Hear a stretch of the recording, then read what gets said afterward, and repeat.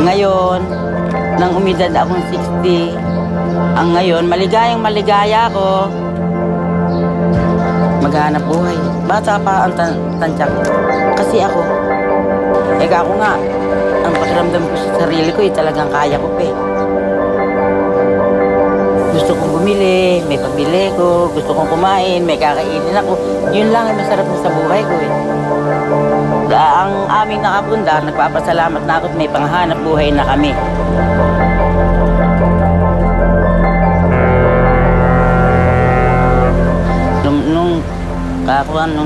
Nung lumaki ko, na mahirap, ang magulang ko, mas gusto pa nila na pinaglalaba ko sila.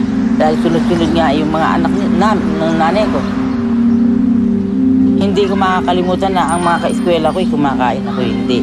Kanya sa panahon nung kahirapan talaga nung tatrabaho sa bahay, lahat ng trabaho. Hanggang alas 12 ng gabi, ginagawa ko yun. Pagdating ng alas 5 ng maga, nadala ng kawalan, gusto kong mag-aral, hindi ako mapag-aral ng magulang ko kasi dala ng kawalan ng pera.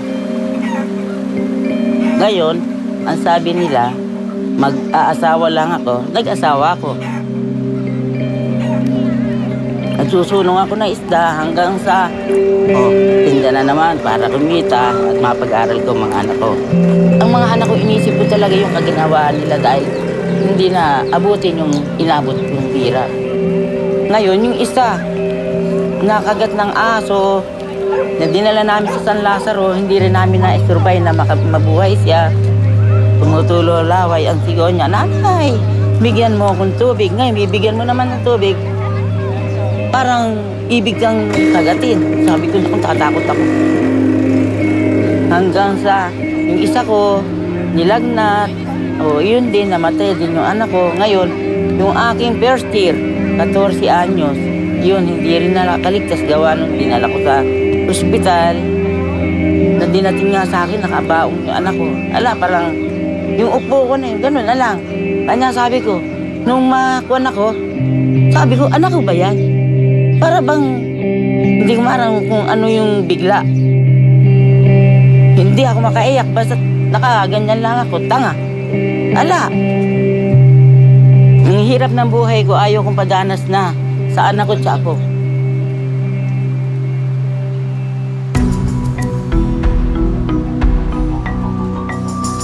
Ay nadaanan ko nga ang mga tauhan ng ASCII hanggang sa inalok nila akong puhunan. Ito, inabot ko na nga itong ganito.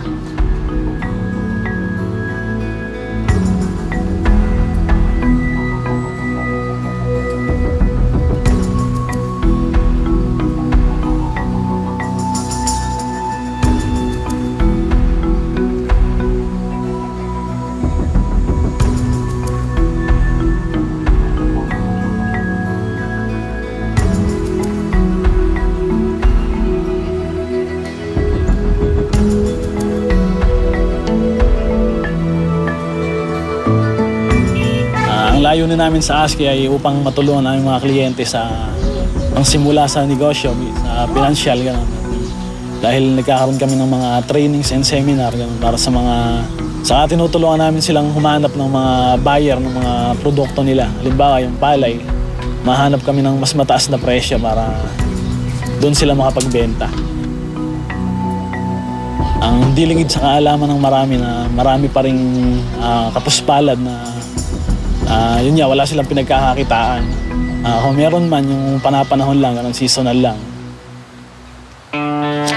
Na-inspire ako kay Ate Conchita dahil sa sipag at galing niya sa pagninegosyo na ipinamala sa amin.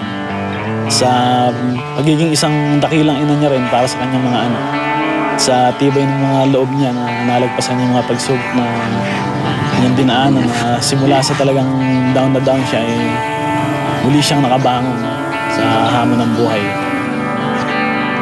Nang kasi kami, kahit mahirap lang, yun ang tinuro ng magulang ko, yung magandang asal, huwag kakalimutan sa pamilya. Kaya ang kayamanan, mananakoy lang. Pero yung pinag-aralan, hindi pwedeng nakawin ng tao. Kasi asa sa inyo na ang ikabubutin nyo kapag kayo marunong. bang, oh ito, pundar ko ito, sasabihin ko sa mga anak ko, mahalin nyo ito dahil ito, pinaghirapan ko talaga, pundar ko yan.